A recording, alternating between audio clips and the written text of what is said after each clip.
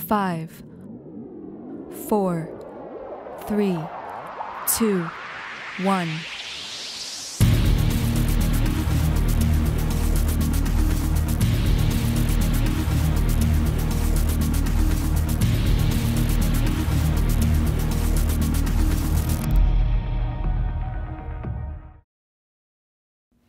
Hello and welcome to the official Brainspace 6 launch event.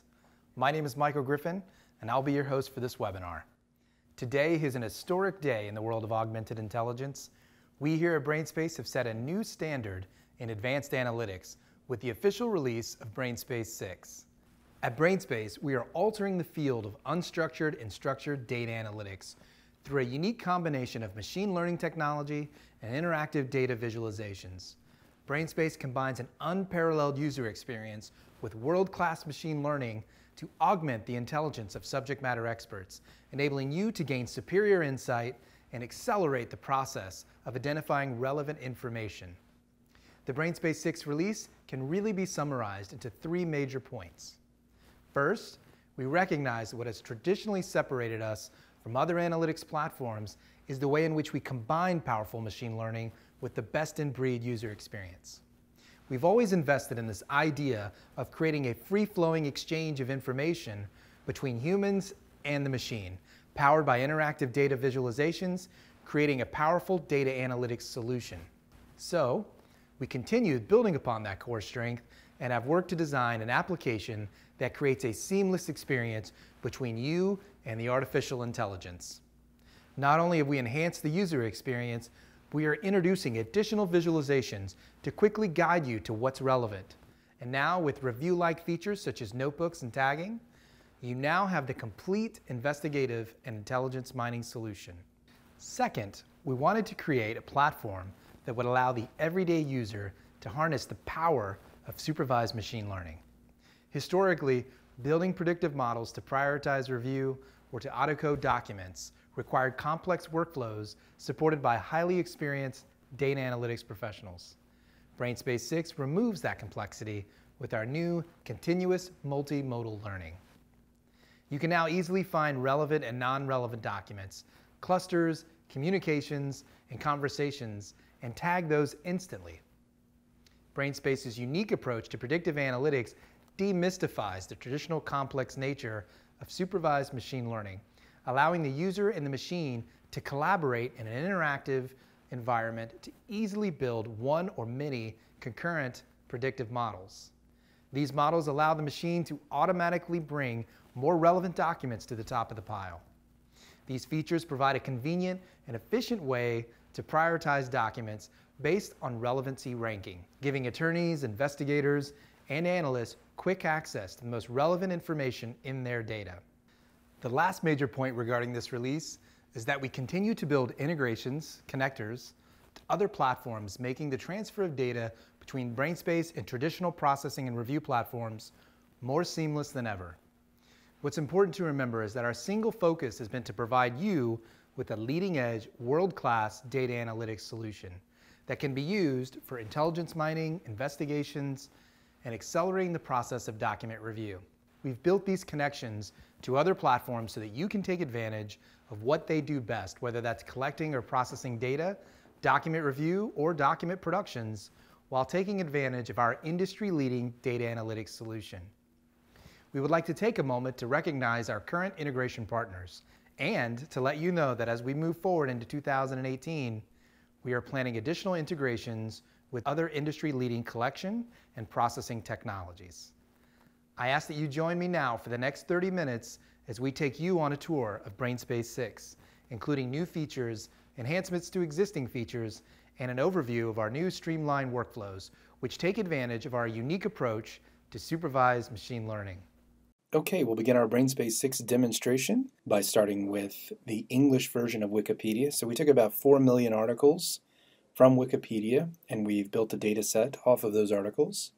And what we're going to look at first in Brainspace 6 is the cluster wheel, and you'll notice some enhancements to the cluster wheel. First and foremost, you're going to see that there's been a new color palette applied to the wheel, and this is our attempt to help segregate those groups of documents that share common themes across the wheel. So we're using color now to indicate that we have a group of documents, for example, here that share a common set of themes, and using color to denote that. So you've got the different groups of documents along the wheel, along the center of the wheel, or around the center of the wheel that show you the different colorizations and the different themes that exist. And as I click in and move into a particular cluster, one of the things that you also notice right away is that we are surfacing a lot more cluster terms at a cluster level. So the idea here is that we're going to give you more information at a cluster level to help you make decisions about what to review, what to analyze, what to exclude from review, what's relevant, what's not relevant. And we want you to make those decisions at a group level, a group of documents. I mean, that's the whole point of expediting your analysis by using these visualizations, is to create this environment where you can make decisions on groups of documents rather than, an individual doc by doc review. So here you see the additional cluster terms for the selected cluster here. One of the things we've also done is we've allowed more actions to be taken at a cluster level. So you'll see that you can add these documents within the cluster to a search and retrieve those documents back. You can add all of the documents within this cluster to a notebook, and you can either create a notebook on the fly or add documents to an existing notebook. And notebooks are what we used to call collections. They're simply just containers to store your work product, to organize your work product. Any subset of documents can be placed into a notebook. Notebooks can also be made private or public. We also now offer the ability to tag documents in Brainspace. So you have the ability as a user to create tags, single choice fields, yes, no fields, and then apply those tags in bulk to a group of documents or to a single document. So a lot more actions can be taken at a cluster level. We even have shortcut keystrokes for you to apply those actions at a cluster level. So I'm going to recenter the cluster wheel here. You can see the common themes that exist here within the English version of Wikipedia. If I was to execute a search, a single term concept search for a term like Apollo, what also happens is that we repaint the wheel, and we draw your eye to the areas of the wheel that have a higher concentration of documents related to the concept Apollo.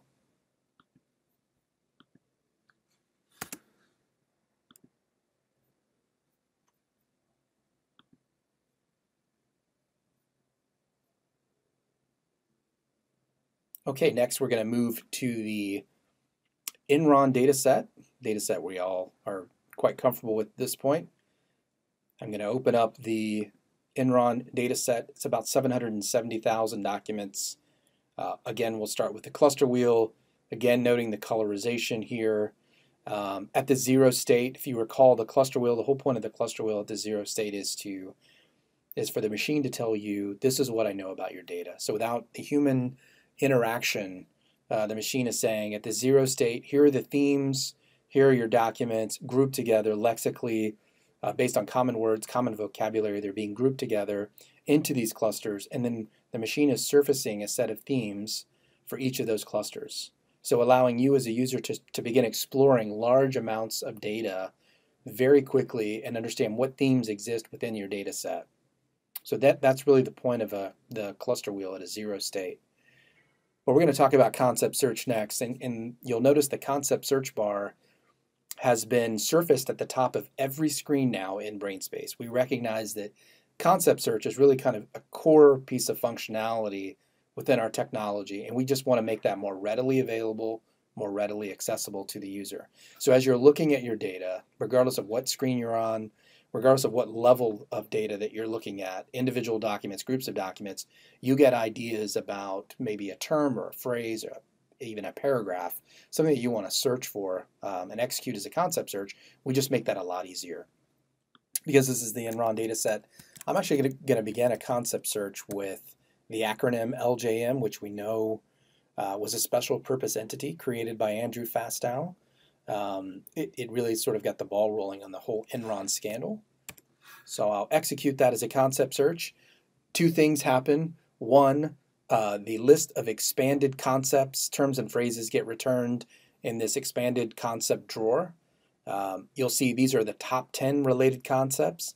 And if you'll recall from prior versions of the software, the top 10 related concepts are really additional terms and phrases that the machine has found within the same document population where you have search hits related to the LJM concept search. So we've got about 3,900 documents related to the LJM concept search, and those same documents also contain these concepts, terms, and phrases as well. And so this is where you can start to understand connections between certain terms and phrases. For example, you note here that Raptor is being presented as a concept that exists within the same document population. And I want to understand how Raptor is being used, the context in which that term is being used for this subpopulation of LJM. And so I'm going to make Raptor required. And then that's going to force a keyword search for the term Raptor. And my results get dynamically updated. And now I'm dealing with a much smaller population. So I continue to cull down my population of documents for this investigation that I'm doing. Imagine you'd be doing the same type of exercise if you were trying to identify a population of documents to review for a litigation case, for a second request, even a government investigation. The same approach can be taken. And this is sort of a different approach to a traditional sort of keyword search exercise that you might take. Because the idea behind this is, you know, if I do a single term search for a term like LJM or Apollo or Raptor, I might get an overly broad result set back. I want to understand the context in which a term like Raptor is being used, because there may be certain contexts that are not relevant to this matter. For example, the Toronto Raptors, the NBA basketball team. If I look closely at these documents that are returned, I'm going to start to see documents relating to Toronto Raptors tickets, which in this particular case is not relevant. So using the cluster wheel, using the concept search and the expanded concept list, we help guide you to those terms and the proper context in which those terms are being used, which I think is a real key difference between this approach, concept search, and the traditional keyword search. Traditional keyword search, you run a search for Raptor, you're going to get Toronto Raptors tickets and emails and text messages talking about that in your result set, and you're going to have to review those to determine whether or not they're responsive or non-responsive. Here we can take those noisy documents out of your population just by better understanding context. So I'm going to collapse the expanded concept drawer for just a moment, because what I want to also show you is that the colorization on the cluster wheel has been dynamically updated to show you those areas of the wheel that have a higher concentration of documents related to your concept search, LJM, and now making Raptor sort of forced in your results set. So you have a higher concentration of documents. Using the light shading or the lighter shading on the wheel, we can draw you to those areas of the wheel that have a higher concentration of documents, specifically talking about LJM, Raptor, and allow you to more efficiently get to those subsets of documents. So the wheel dynamically changes each time you execute a search or a filter. You can see the colorization being changed. I'll give you another example of that. If I start a new search and do something like minority investor, again, you can see how the cluster wheel dynamically changes in terms of the colorization, drawing your eye to those areas of the wheel that have that higher concentration of relevant documents based on the search you've executed. Okay, I'm going to go back to our original concept search. I'm going to make Raptor required. I'm going to collapse the expanded concept drawer. And now we're going to take a look at the actual results, the document results that get returned. So here we have about 2,200 documents in our search results.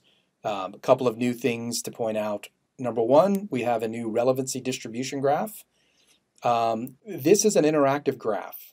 And what we've done here is in your search results, each and every document has been assigned a relevancy score based on the search that you've executed, with the document with the highest relevancy score being listed first, and so on. So it's sorted based on relevancy score with the highest score listed first.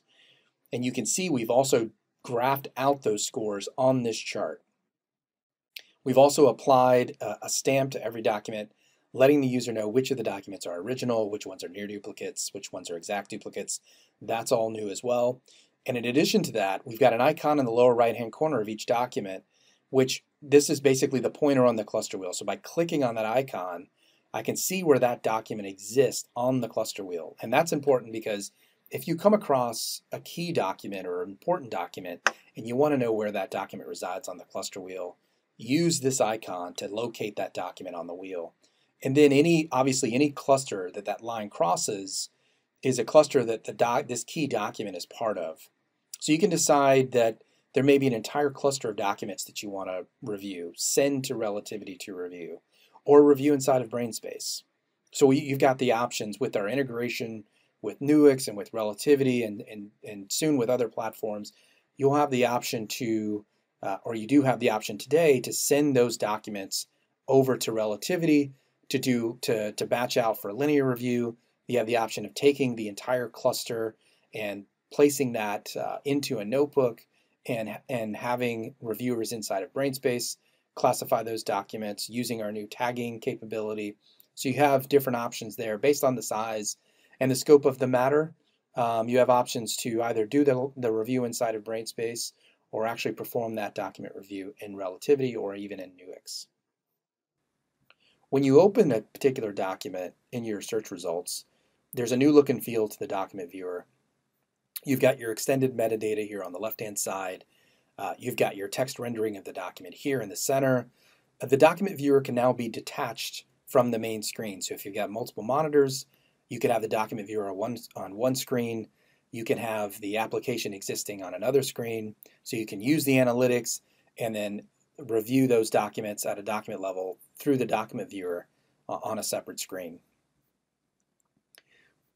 The metadata that you see here on the left-hand side is a full list of the metadata. You can search for particular fields if you're interested in locating file name, for example.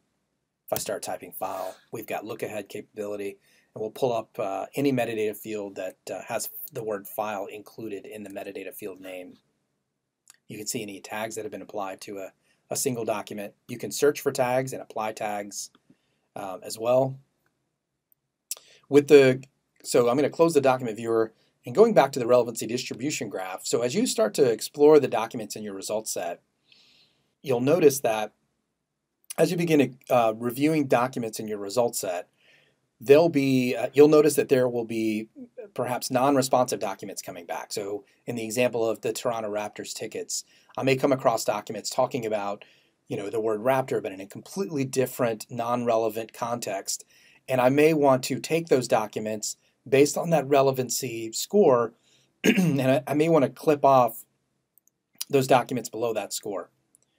So when you start reviewing the documents in your results set, you may want to trim or clip off a subset of documents based on the relevancy score. So if you've got documents that fall below a certain relevancy score, and you've looked at several of those documents and determined that they're not relevant to your case, they don't need to be reviewed, and obviously anything with that score or anything below that score can be trimmed or clipped off from your results set, you can use this option on the relevancy distribution graph to trim or clip off all documents below a certain score. So you can see where I'm at on the graph, what relevancy score, what document position. So I can make a decision to clip those documents at a certain relevancy score, which dynamically reduces my results set down even further. So that is an option, and that is new.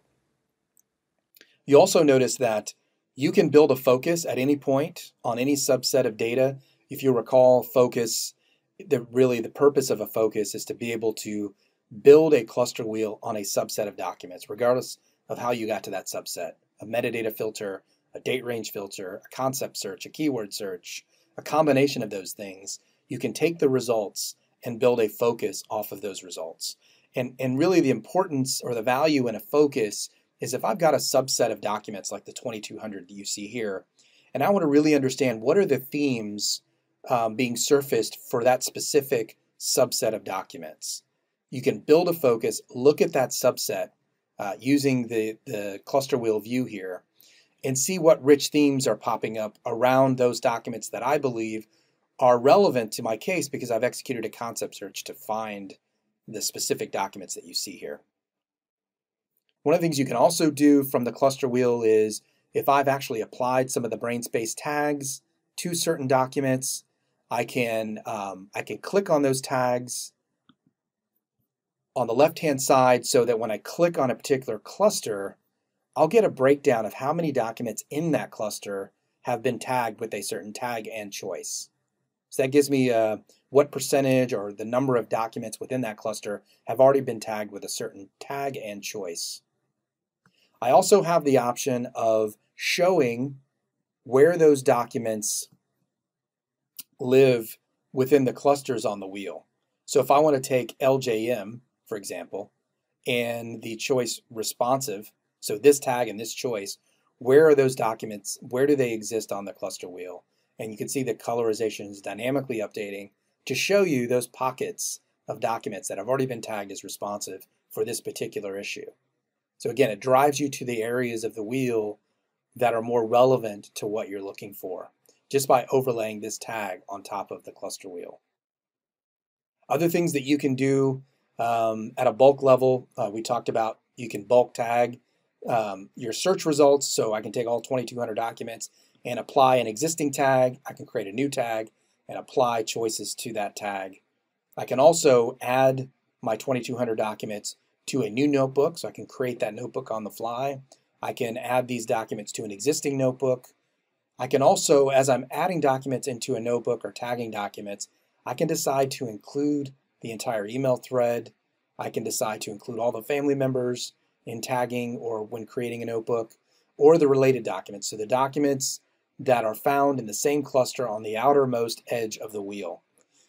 So any documents that fall into that same cluster as my documents in my search results will also get included in the notebook or can also be tagged in bulk. So you got a lot of options, a lot of action you can take on groups of documents. So these are pretty much available throughout most of the screens in this new version of Brainspace. You can also download your results, and you can select the metadata fields that you want to include in your download, and we'll essentially create a CSV for you, allowing you to pick and choose which metadata fields are important. We can include headers and family information as well. Download that to a CSV, and that can be used as an overlay file into a third-party system. So we're still focused on our LJM and Raptor. We've still got about 2,200 documents. Let's move over to the dashboard, and let's take a look at what's new with the dashboard. Obviously, there's a new look and feel here. We've collapsed the data overview into a candy bar view. This is, again, interactive, as always. So you can decide to look at just the unique items, the originals, and the near duplicates. You can see the timeline is still based on any metadata date field that you decide to include during ingestion. I can interact with the timeline. I can go down from starting at a year-by-year view of your data, and this is based on sent date. I can look at the year 2000 and how that data breaks down based on sent date across that year. I can choose a specific month within that year, September 2000, and look at the volume of information or documents. Days of the week are in blue, weekends are in red. So this is our attempt to show you off-hours communication and highlight that on the timeline there. I can back up, still selecting the year 2000 based on email sent date, still focused on LJM and making Raptor a requirement in the results set. Now I'm looking at 746 documents for this time period and for this concept search. Now we're going to talk about a new visualization called the term heat map. And this is where we take your original concept, in this case LJM, along with the top 10 related concepts that came back in your concept expansion drawer here. We take those and we graph them out across the same time period that you've selected above, in this case the year 2000. We're showing you for the year 2000 where these terms and phrases, these concepts, heat up and cool off across that same time period. You can see the months within that year listed along the x-axis here. And again, this is interactive. And what we're doing is we're counting the number of documents where LJM or Raptor might appear or be related to those particular concepts. And we can quickly see, based on the lighter shading, where we have a higher concentration of documents related to a specific concept and a specific time period. So in this example, LJM, there seems to be a higher number of documents related to this topic LJM on or around the time period October 2000. And again, this is interactive. If I click on this section of the term heat map, I'll execute a search and retrieve those 24 documents in the results. So this view is simply based on the number of documents. But if I want to look at the frequency in which a term or a phrase is being used, regardless of the number of documents, that's the anomaly detection view. So it's how frequently, or in an unexpected way, how frequently is a term or a phrase or a concept being mentioned across that same time period. And this is when I can start to see a relationship between the various concepts that were returned. So I can see my original concept and the related concepts, and it looks like they're all being mentioned on or around the same time, December 2000. So if you're trying to make connections between certain phrases and terms and when they may have existed or have been discussed during the same time period, that's what this term heat map is going to give you, both from a frequency in which that term is being used standpoint, but also from a sheer document volume standpoint.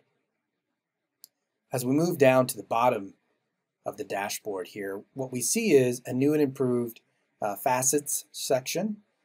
We still allow you to facet any of your metadata fields as you're feeding your data into Brainspace.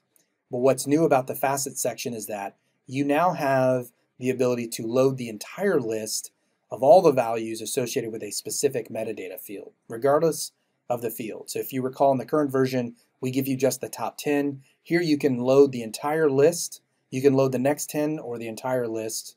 You can do a search, a quick search against this list. If you're looking for specific values, we give you a simple way to do a quick search against the list. I can multi-select values, which I couldn't do that in the past. This was not available in the previous version. So being able to multi-select values and then add those to your search as I continue to build out this elaborate search, I have this option now. I also have the option of downloading all of these values for a particular field into a CSV file. This is also new. And you can limit the number of results. Show me the top 100 results. That's a CSV. I give the file a name, and I can export that out. And that is true for any of the metadata fields that are present in your facets drop-down list. We are also, for the very first time as of Brainspace 6, beginning to extract entities automatically from your text of every document in your data set. So we're going through your unstructured text and we're pulling out PII information, things like credit card numbers. We're automatically extracting out social security numbers or personal identifying numbers, and also specific people, places, and things, specific email addresses that may be embedded in the body text, specific locations.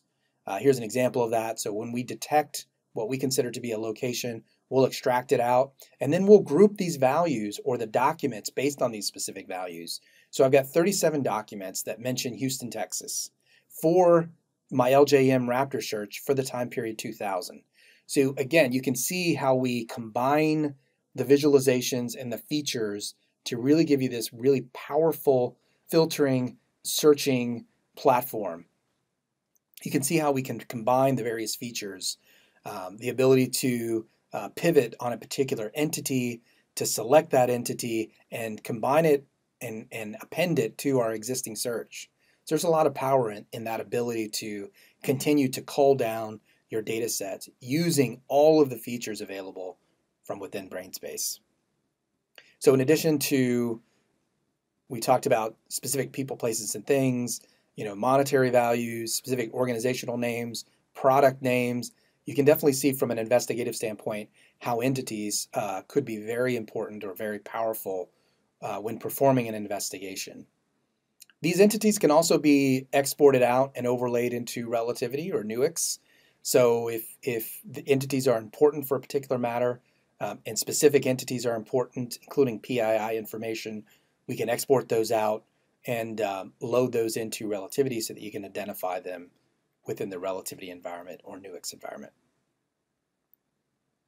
Okay, that's what's new about the dashboard. The only other thing I'll mention is also for the very first time, we are detecting the foreign languages within your documents, both primary and secondary languages. And we have fields that represent both that will tell you the primary language and the secondary language within your data. It's listed here along with your other metadata information. So here you see your primary language field, your secondary language field, and we actually break down your secondary languages into percentages or decimals, which can be which can be converted into a percentage. That information is also automatically overlaid into relativity as the last step in the ingestion process. So if you recall from prior versions of Brainspace, we are automatically overlaying things such as the email threading information, near duplicate information, exact text duplicate information, our intelligent sort field, which allows you to sort documents based on lexical similarity. We detect inclusive messages and overlay that information. All of that information is automatically overlaid back into your relativity environment. And now we've added the primary and secondary languages to that overlay file. So in relativity, you can take advantage of our foreign language detection feature. So I wanted to point that out. So we're still looking at this subset of documents, 746 documents for the time period 2000 related to LJM and Raptor. And now I really want to understand who are the major players, who's involved, who's having conversations around these topics. And I think that's where the communication analysis comes into play. So I'm going to load the communication analysis graph here. Certainly has a new look and feel to it. One of the things that you can do now is you can adjust the settings. So if you want to spread out the nodes a bit more to make it a little bit clearer to view the graph, if you want to minimize the size of the individual nodes, if you want to resolve overlaps in text, you can do that as well. So you've got a lot of settings or settings options available, and you can apply those and they'll persist for your session. And when I apply those adjusted settings, I can see how much more clear the COM analysis now is. So it gives you that at-a-glance picture of who the major players are, who's communicating about the specific topic, LJM, Raptor, for this time period 2000. And based on the size of the nodes and the size of the text, I can see that Mary and Sarah are the biggest players in this particular topic or in this particular concept search. And by clicking on Sarah, for example, I can see her level of participation. How much is she actually sending versus just receiving, maybe being CC'd on communications. And this allows me to understand the level of participation. How involved is she? Is she a leader? Is she sending out guidance, instructions, status reports on this topic, LJM and Raptor? Who is she talking to the most? Who is she receiving from the most? What is she talking about the most in this subset of data? I can get all that information from this communications pop-up here on the left. I can also still click the line or the edge between two individuals and retrieve their specific communication. I can also force or limit the number of recipients that would be returned in the communication. So if I want to look at just email communication that only includes one recipient, so that more intimate communication that may be taking place around this topic or this concept search that I've executed, I can just key in the number of recipients that I want to force to be returned in my result set. So I can obviously put in a number of 1, and that will repaint the COM graph to show me that more intimate one-on-one communication. You can see the graph is becoming much more clear around who's talking and who are they talking to. Using the new People Manager, I can consolidate email addresses into a single person. So we made, this functionality existed in prior versions of Brainspace. We made this a lot easier in this new version. You can simply create a new name or create a new person by giving that person a name. You can even drop in an image or drag an image of that person, a thumbnail image, into view here. And we will save that and then display that image on the COM graph. And then I can search for all the aliases that exist for a specific individual. So if I was to type Sarah Shackleton, for an example, and then start to identify all the aliases that may exist out there, all the different email addresses, and I can add those in and save that, and then that'll consolidate all of the addresses associated with Sarah Shackleton into a single entity, and then represent that on the cluster wheel. So or on the COM analysis, on the COM analysis. So you can easily clean up people and consolidate their associated email addresses into a single person. I can also do a quick search against the COM graph as well. If I'm looking for specific individuals and I may have a lot of folks listed here on the COM graph, I want to highlight or find those specific individuals just by typing a name. I can do that and they'll pop up here. So we make that easy as well. So we're still focused on the 746 communications. Let's look at the conversations taking place between these two individuals since they seem to be the biggest players. I'll retrieve their specific communications. And here we have about 138 emails, all related to Raptor between these two individuals. And I think at this point, what I'd like to do is start talking about our new supervised machine learning workflows. And what we call our supervised machine learning features in Brainspace is classification. So we have a whole new screen built around classification. So at this point, we've found some really good exemplar documents based on what we've been looking for all along. So we're focused on LJM and more specifically Raptor. We're looking at this time period 2000. We found our biggest players as it relates to this topic, Sarah and Mary, and we've retrieved their communications between one another. And now we want to take those 138 emails and we want to build a classifier. So what we're doing here is we're asking the machine to help us find more like the 138 exemplar documents that we've identified using the various visualizations within Brainspace. And the first step in this process to build the classifier is to bulk tag the documents here in my result set, so the 138.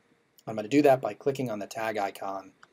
And then I've got a tag already created called LJM Raptor Demo. And I'm going to select the choice responsive because, again, I feel like these are exemplar documents, good examples of positive documents or responsive documents for my case. As I bulk tag those, and you can see that's happening down here on the lower right-hand corner, I've now got these documents tagged with my new tag and my new choices. I'm going to navigate over to a brand new screen called Classification. So when you think about predictive models, think about the term classification, or more specifically classifiers. And we have two options for classification now included in Brainspace 6. The first workflow option is what we're calling CMML, or Camel. It's continuous multimodal learning, and it's a workflow that's designed to take advantage of our supervised machine learning capability to build a predictive model for the purpose of really prioritizing the documents that you then want to review.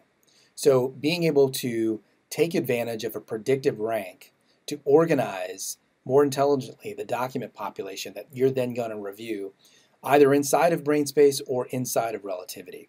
So you have both options. So Camel is all about using supervised machine learning to prioritize the documents that you want to review based on a predictive rank assigned by the machine.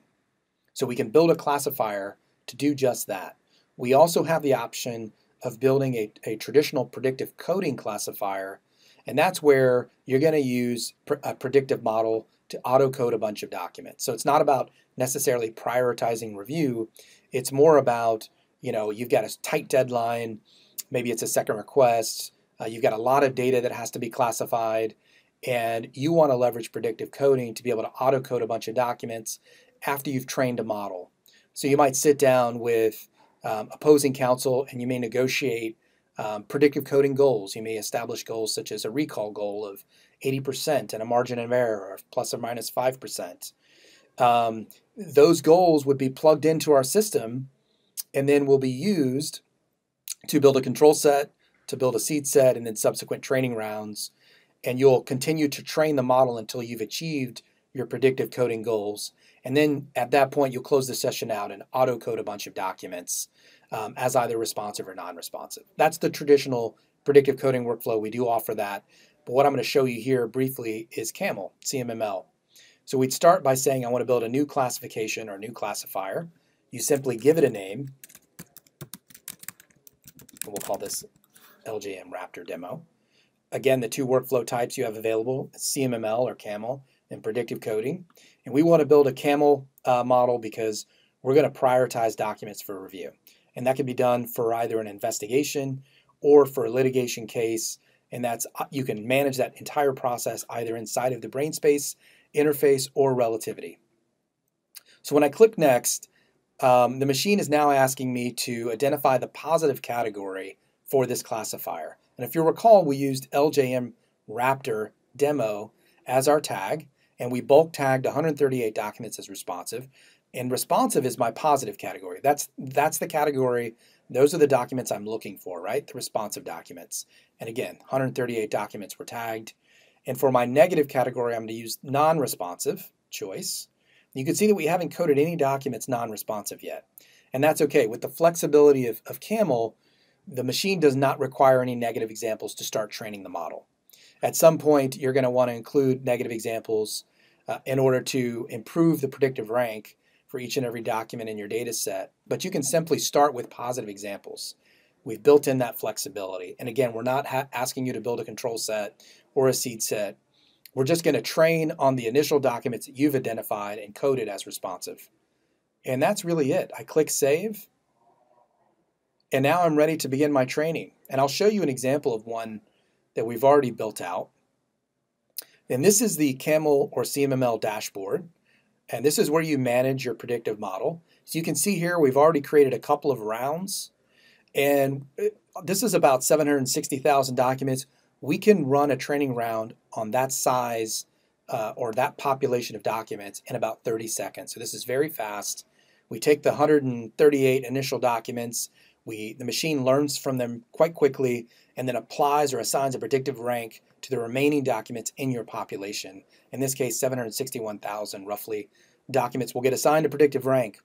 And then the machine returns those documents in predictive rank order with the highest ranking documents at the top of the list. We also provide you, the user, with a predictive rank distribution graph.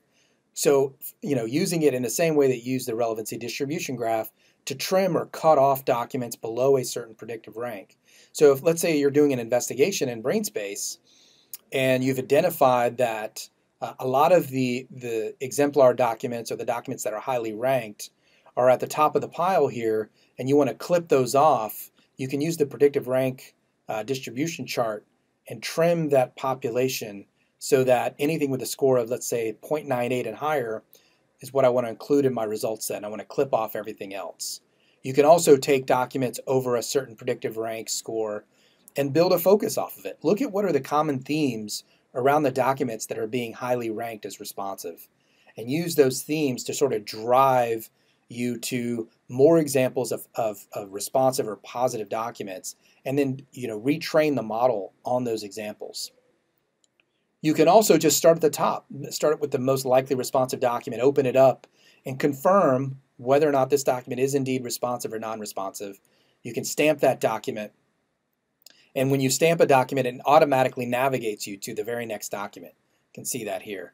And I can just start running through the document list, starting at the top, coding documents, responsive, non-responsive. When I come across consecutive non-responsive documents, that's probably where you want to stop.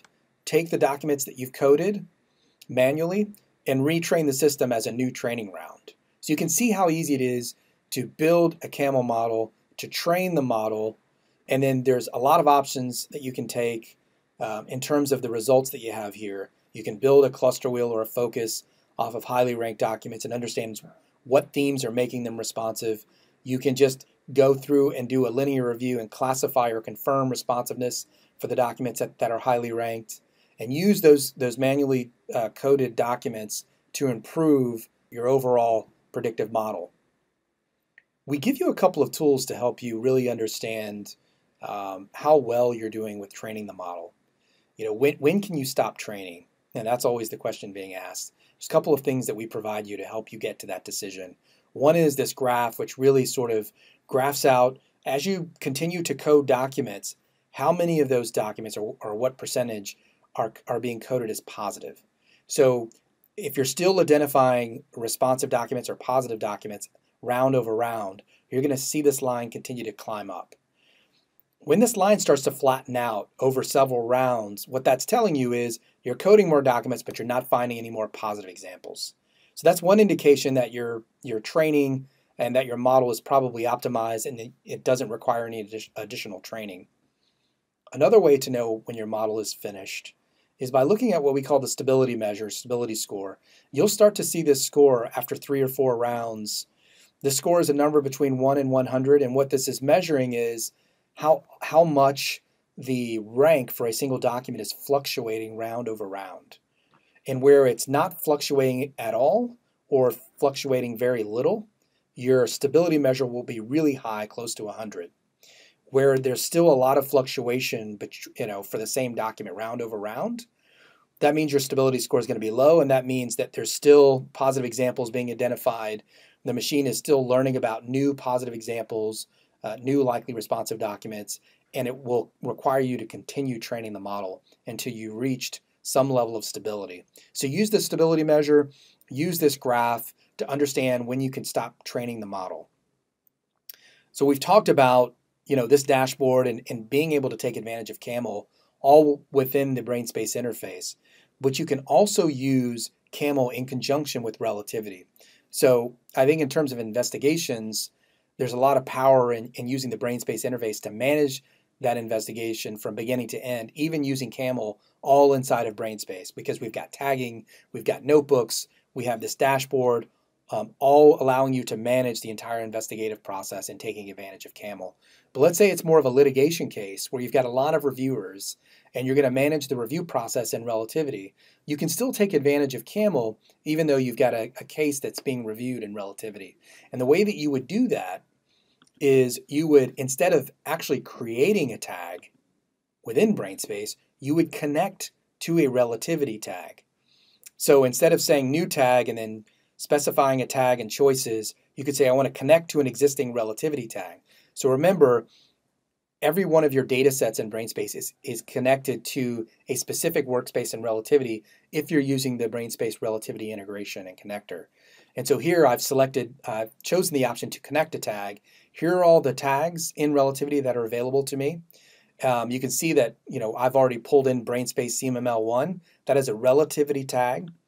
I've pulled that into Brainspace using the connect tag option. You can see I've already coded a bunch of documents in Relativity, and I've pulled those choices in along with the tag itself. And now that I've got that tag connected to my Brainspace data set, I can use that tag to build a Camel model or a CMML model. And I've got an example of that already. Here we've got an example here, CMML to Relativity. This is a classifier that I built off of that connected Relativity tag. You can see that it's connected up here. You can also see you have the ability to pull those decisions in from Relativity, to use those decisions to run a training round. And what happens when the training round is complete, it will push those predictive ranks back into Relativity and allow you to use those predictive ranks to organize your document review in Relativity. One of the options we also provide is the ability to schedule the predictive model, to schedule Camel to run automatically. So when you think about a litigation case and you want to use Camel and you want to use the output of Camel, which is the predictive ranks, to prioritize your batches, your review batches in Relativity, sorting on that predictive rank so the most likely responsive documents rise to the top of the pile, right? That's the goal with using those predictive ranks. You can now put that whole process on a schedule and automate the entire workflow. So if you've got documents that you're reviewing in Relativity and you want to use those decisions to train a Camel model, we can set that up to run on a reoccurring basis or on a one-time basis. If we set it up for reoccurring, we can do that daily, twice a day, weekly, monthly, at a certain time as well. So imagine a process where you go in to Relativity, you batch out a day's worth of documents for review based on the velocity of your review team, the size of your review team, the speed of your review team. You batch out a day's worth of review. Your reviewers go through and you classify the documents. The reviewers go through and classify those documents throughout the day. When the classification is all done, we can set the Camel model up on a schedule to kick off every night at, let's say, 9 p.m. And at 9 p.m., we're going to take all those coding decisions for that day's review. We're going to pull those into Brainspace, into this Camel classifier, and we're going to automatically run a training round. And then we're going to push the predictive ranks back to Relativity automatically. So as a review manager, when you come in the next morning, your predictive ranks are already sitting inside the Relativity interface, and you can simply, again, use those ranks to prioritize and organize document review. And you've got a lot of options around being able to set a reoccurring process up to automatically run this workflow. And you'll want to do that. You want to run it on a daily basis to start with until you've got the model optimized, until you see this line flatten out, until you see your stability measure quite high. At that point, you can say, I've trained the model enough. I can take the predictive ranks for all the remaining unreviewed documents and I can go ahead and batch the remaining documents out for review.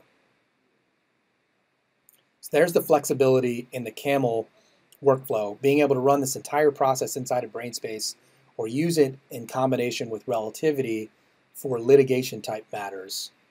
Again, it's very simple to use. It's a very efficient process. And again, the whole point here is to take advantage or to harness the power of our supervised machine learning and put it into the hands of the everyday user.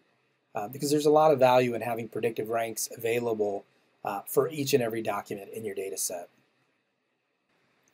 Real quickly, I'm going to touch on the new look and feel to our traditional predictive coding workflow. So if I was going to build a new classification and I give it a name, we'll call it Predictive Coding Test 1. And instead of the workflow type CMML, I'm going to choose Predictive Coding. What you're going to get next, this is an updated dialog that allows you to indicate your predictive coding goals. The first thing you're going to be asked is to specify your target recall, your margin of error. You can slide this around to specify a minimum recall. You can actually key in a specific recall if you'd like, but you can also specify margin of error, the confidence level. You can adjust the estimated richness of your data. How much of my data is likely to be responsive? And we know historically that the responsive rate is quite low because data populations are growing exponentially, but really that needle is not getting any bigger. So we've got usually about a 10% richness in the data. And that affects the size of your control set dynamically. You can see that as I slide this around, my control set size is being affected by the estimated richness here.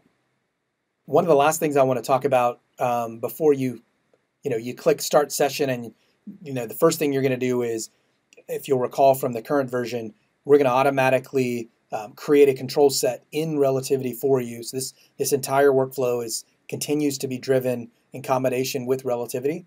So you're going to bounce over to Relativity. You're going to have your control set automatically identified for you. We've got tags, we've got views, we've got save searches automatically set up.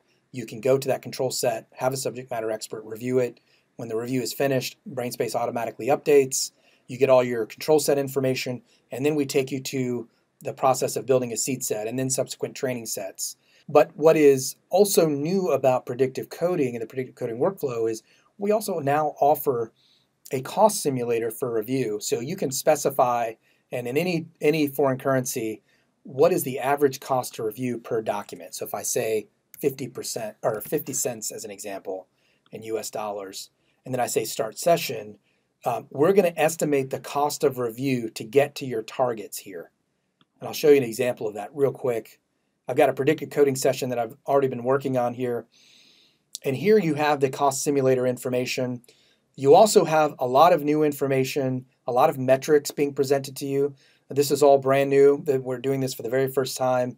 You can see that at a training level or training round level, we're giving you a lot more information as well. You can see your control set card here with all your targets listed. For each of your training rounds, you've got your actual precision and F-score, along with a stability measure that's being provided to you for each of the rounds. Of course, you have the distribution of your responsive probability with your cutoff being indicated, your cutoff score there. So a lot of new information being presented for each of the training rounds. You've got a lot more reporting around predictive coding, consistency reports that show you how often the machine and the human agreed, and you can focus on mismatches for second level review. You've got prediction reports that show the machine's prediction of all the documents in your data set, which ones are likely to be responsive and non-responsive. A relevance report. You've got training reports that just dump out all these metrics for all of your training rounds. And then the control set report, which is just a report that identifies all the documents in your control set. So a lot more reporting, robust reporting around predictive coding. The cost simulator, so imagine you've set your goal to an 80% recall, and you know that the deadline for a production is approaching, and you're not sure you're going to be able to meet that target 80%.